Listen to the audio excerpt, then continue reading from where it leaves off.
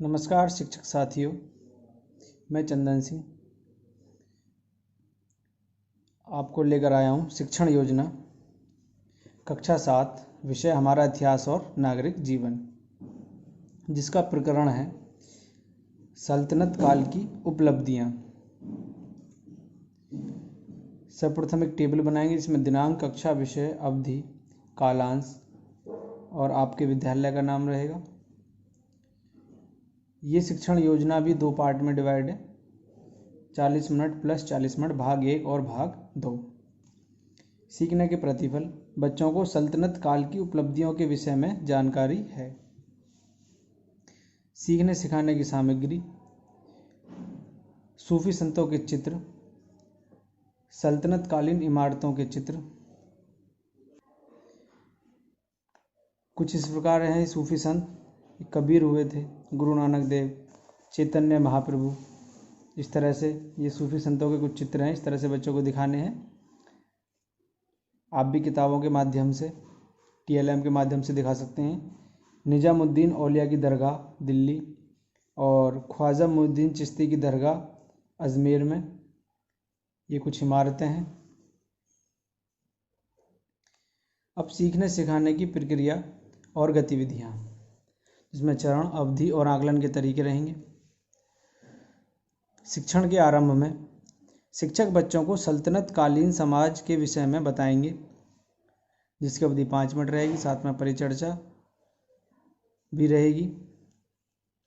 बच्चों, सल्तनत काल के शुरुआती दौर में सामाजिक एवं सांस्कृतिक विचारों, रिवाजों एवं विश्वासों में भिन्नता होने से समाज में संघर्ष एवं टकराव की स्थिति पैदा होने लगी। तुर्कों के आगमन ने उत्तर भारत में पर्दा प्रथा को मजबूत किया। बाह्य आडंबर एवं धन संपत्ति का प्रदर्शन समाज की विशेषताएं बन गया। शिक्षण के दौरान शिक्षक बच्चों को सल्तनत कालीन उपलब्धियों के विषय में बताएंगे, जिसकी अवधि 25 मिनट रहेगी। साथ में परिचर्चा व अवलोकन भी रहेगा। भक्ति आंदोलन और सूफी संतों व समाज सुधारकों द्वारा जाति प्रथा की कठोरता, ऊंच नीच का भेदभाव आदि को खत्म करने के लिए भक्ति आंदोलन चलाया गया। इन भक्तों में कबीर, चैतन्य महाप्रभु, गुरु नानक, दादू रैदास, तुकाराम, रामानंद, वल्लभाचार्य, मीराबाई आदि प्रसिद्ध हैं। साहित्य: देश के बहुत से भागों में इस काल में फारसी राजभाषा रही। इस समय साहित्य के नाम पर यशोगान और धार्मिक पुस्तकों की रचना हुई। अल बरूनी, फिरदौसी, अमीर खुसरो आदि इस काल के मुख्य साहित्यकार हैं। स्थापत्य कला: सल्तनत कालीन इमारतों की 3 विशेषताएं थीं: मेहराब, गुंबद और मीनारें।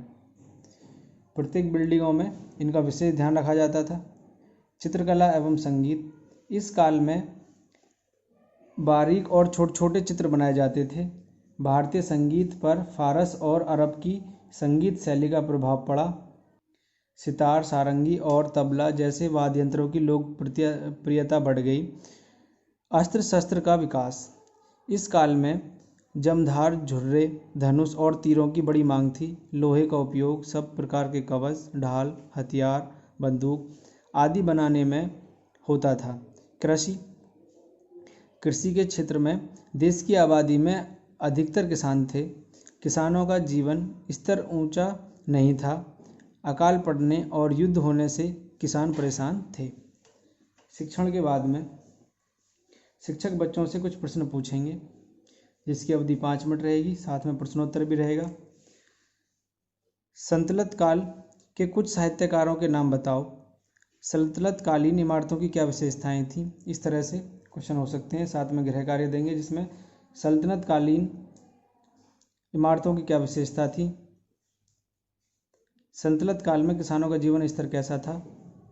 बच्चों को गृह कार्य भी देंगे। यहाँ तक इसका एक पार्ट था। अब ये सेकंड पार्ट शुरू होता है, भाग 2, जिसमें चरण, अवधि और आकलन के तरीके हैं। का शिक्षण की शुरुआत में बच्चों के पूर्व ज्ञान को जानने के लिए शिक्षक उनसे कुछ प्रश्न पूछेंगे।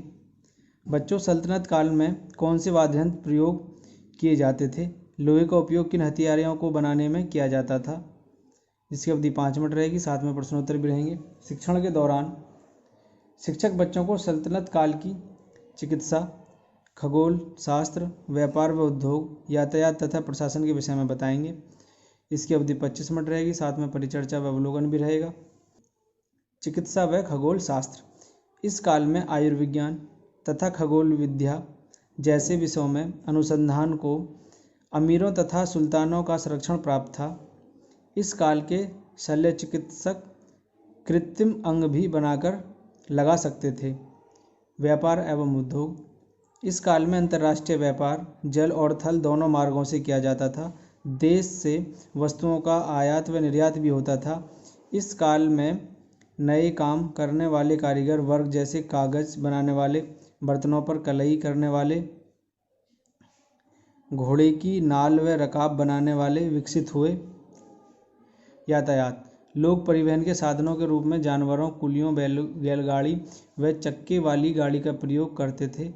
नदियों में नाव व सागर में पाल वाले जलयान उपयोग किए जाते थे। प्रशासन। केंद्रीय शासन। केंद्रीय शासन में सुल्तान का पद महत्वपूर्ण होता था। वह सेना का सबसे बड़ा अधिकारी होता था। युद्ध, संधि और न्याय के सभी निर्णय वही लेता था। प्रांतीय शासन। प्रांत का अधिकारी गवर्नर होता था, जो इक्तादार या वली कहलाता था। उसे सुल्तान नियुक्त करता था।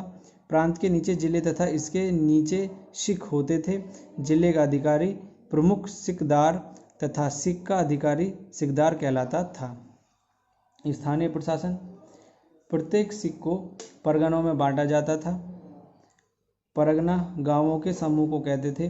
प्रशासन की सबसे छोटी इकाई गांव थे, जिसका मुखिया मुकद्दम या चौधरी कहलाता था। वह भू राजस्व, राजस्व व वसूली के सभी कागजात रखता था। शिक्षण के बाद में शिक्षक बच्चों से कुछ प्रश्न पूछेंगे, जिसकी अवधि 5 मिनट रहेगी। सल्तनत काल में किसका स्थान सबसे महत्वपूर्ण था?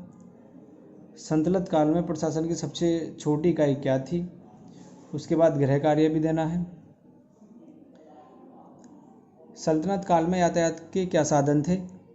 और सल्तनत काल में व्यापार किन मार्गों से किया जाता था? इस तरह से आप बच्चों को प्रश्न उत्तर दे सकते हैं। Thank you for watching.